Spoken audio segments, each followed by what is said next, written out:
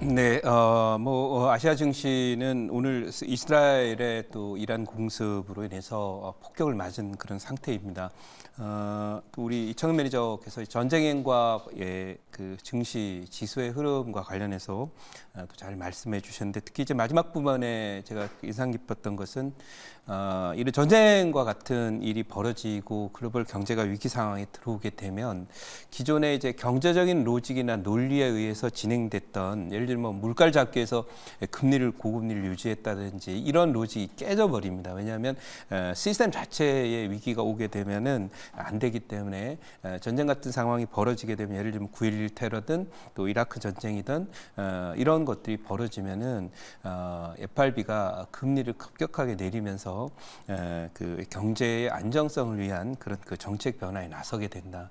그리고 최근에 이제 FRB가 약간 실수하고 있는 부분이 뭐냐면, 최근에 미국의 물가 상승 이 나타나고 있는 것은 사실은 이제부터는 이제 코스트 푸시 인플레이션이라 그래서 원자재 가격 상승이라든지 임금 상승이라든지 이런 부분에 의해서 나타나고 있는 코스트 푸시이기 때문에, 이 코스트 푸시로 일어나서 예를 들면 뭐 유가 충격이 와서 갑자기 $50 거래하던 유가가 $100가 되게 되는 경우에는 금융 정책이나 이 통화 증발이나 예를 들면 버블이 형성돼 가지고 물가가 오르는 게 아니라서, 그런 부분은 사실은 금융 정책 쪽에서 고금리를 계속 유지하는 정책이 얼핏 맞아 보이지만은 실은 경기적인 측면에서는 잘못된 정책이 됩니다. 그래서 FRB가 지금 이제 파월 의장은 지난 2021년도 12월에도 크리스마스 근처 언저리에 누가 보더라도 이제 그 공급망 문제 때문에, 코로나 이후 공급망 문제 때문에 중국의 공급이 줄어들어서 그때는 공급망 문제로 인한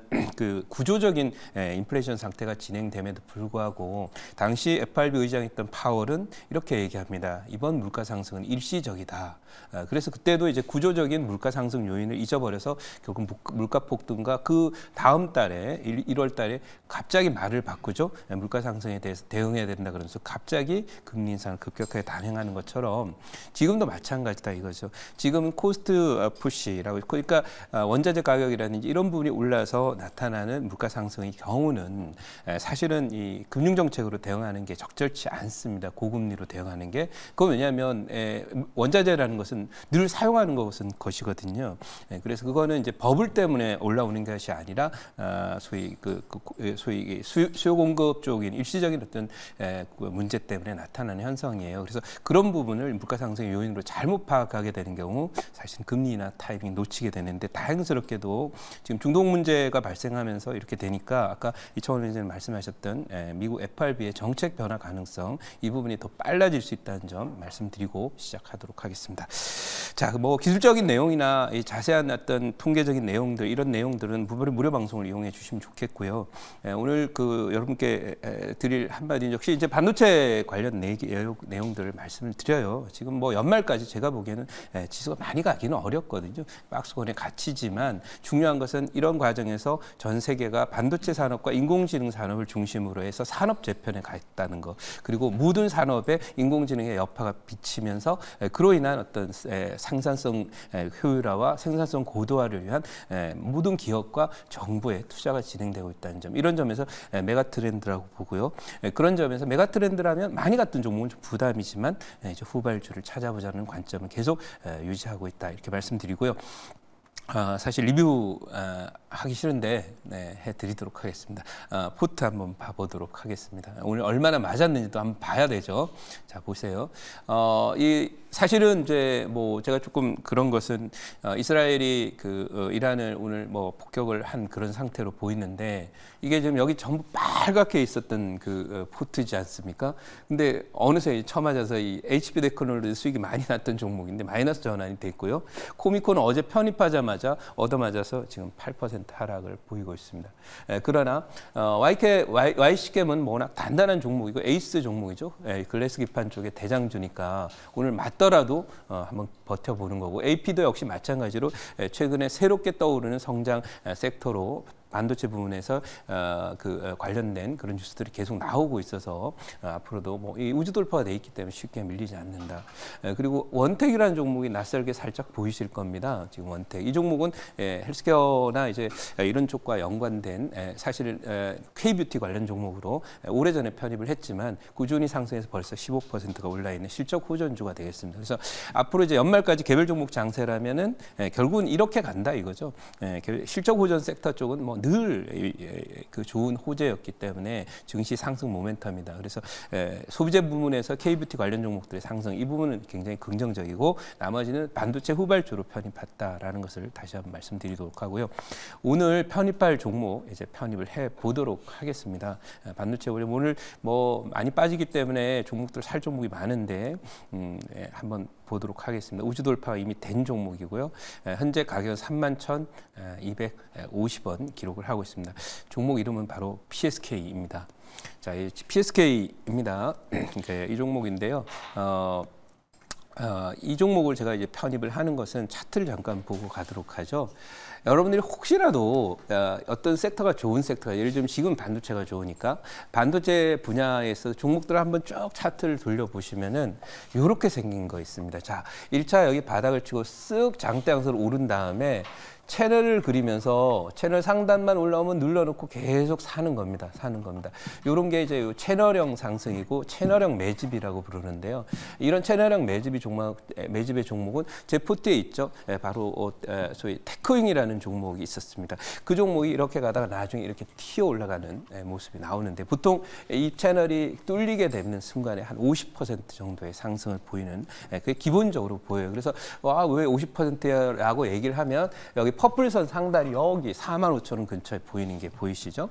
그래서 저런 정도까지 상승할 수 있는 그런 차트를 갖고 있다. 오늘 조정받을 때 아니면 이 종목 계속 누군가 매집하고 있기 때문에 좋은 가격에 사기 어렵다. 이렇게 말씀을 드리고 그다음에 이제 이 종목은 뭐 하는 회사냐면 전공정 회사입니다. 전공정 반도체의 장비 중에서 공정이 이제 전공정 부분, 앞부분, 전반전, 후반전 이런 개념이죠. 오늘도 뭐 밤에 또 올림픽 그 대표 선수들이 또 축구를 합니다만은 중국과 하죠. 근데 전반전, 후반전이 있는 것처럼 공정도 전 공정이 있고 후 공정이 있다. 이렇게 여러분 생각하시면 되고 이 회사는 이제 PR 스트립 장비의 글로벌 1위 기업 여기에 주목하셔야 됩니다.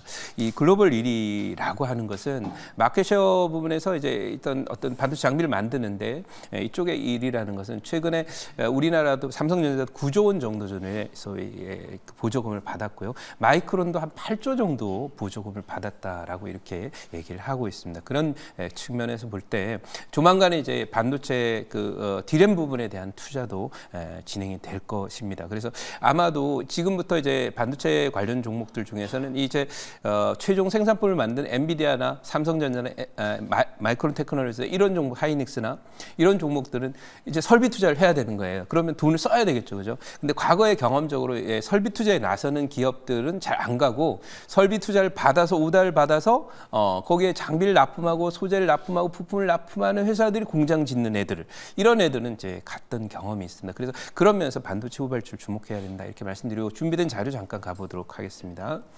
자, 그래서 이 종목은 아까 글로벌 1위 아이템을 갖고 있다라고 하고요. 이게 지금 여기 보시면 특허 소송 최종 일부 승소를 했다고 해서 고객사 공급 가능성이 높아졌다 이렇게 얘기가 되고 있고요. 이 내용은 뭐 예를 들면은 소위 얘도 이제 램 테크놀로지라고 세계적인 또 반도체 장비 회사들이 있습니다. 거기와 해서 승소를 했다는 그만큼 기술력을 인정받고 있다라는 그런 뜻이다라고 말씀드릴 수 있고요. 그 다음에 이제 다음 장 한번 보도록 하겠습니다. 다음 장 한번 보시면 SK증권 미국 반도체 투자 재개는 원익 IPS와 PSK 등의 밑에 나와 있습니다. 전공정 장비에 대한 그런 관심을 둘 때고 얘네들이 수혜를 입을 것이다. 이런 내용들을 올려놓고 있는 그런 상황입니다. 자, 그러면 여기까지 이제 말씀드리고요. 지수 빠질 때 뭐 또 사고 싶은 거 한번 사는 거죠. 질문 받아보고 가격 전략 말씀드리도록 하겠습니다. 네, 제가 질문드리겠습니다. 자, 오늘 이제 지정학적 이슈 때문에 이 부분에 이제 대부분의 업종들, 뭐 해치테마 제외하고는 하방 압력을 주는 모습인데요. 이런 지정학적 이슈가 이런 반도체 산업이나 아니면 우리나라가 좀 강점을 보이는 뭐 제약바이오 같은 뭐 마찬가지로 좀 이쪽 산업에 대한 미치는 영향이 좀 어떤 식으로 좀 영향을 미칠지 좀 말씀 주시면 좋을 것 같습니다. 예, 사실은 그러니까 전면전으로 간다면 제가 예측하기 어렵습니다. 하지만 그게 아니라는 가정하에 말씀을 드리도록 하겠습니다. 일단은 이 지정학적인 이슈들로 인해서 과거에도 전쟁이 벌어지면은 우리는 이제 그 전쟁으로 인해서 피해를 입는 그런 부분들을 많이 생각을 하지 않습니다. 그래서 오늘 뭐 예를 들면 흥구석유라든지 이런 종목들이 또 우리 아주 좋은 타이밍에 또 편입을 잘 해 주셔가지고 대성에너지나 이런 종목 잘 가고 있지만은 그 이제 그 지정학 이슈가 이제 또 약간 소강 상태에 들어가면 또 조정에 들어가는 그런 모습들이거든요. 근데 반면에 이제 전쟁이라는 것은 불확실성이니까 그로 인해서 주가에는 이제 부정적인 영향을 미칠 수밖에 없어요. 근데 중요한 건 정책 당국자가 준비하고 있다는 거예요.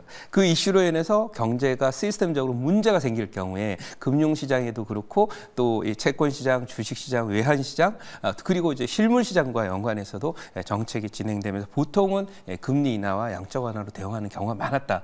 이것을 미리 생각하고 그 반전 타이밍이 언제일지는 모르지만은 아무튼 글로벌 충격이 크게 왔을 때다라고 하는 그런 점 참고했으면 좋겠고요. 요즘 참고하시면은 아마 글로벌 경제에 미치는 단기적인 영향은 네거티브지만 오히려 부양책으로 인한 그런 향후의 흐름은 오히려 더 좋아지는 쪽으로 가는 경우들이 많았다는 점 참고했으면 좋겠습니다. 자, 이 종목 1차 목표치는 3만 지금으로서 33,600원 드리도록 하고요. 2차 목표치는 좀 넉넉하게 드리도록 하겠습니다. 46,000원 드리도록 하고요. 손절 라인은 27,000원으로 대응하도록 하겠습니다.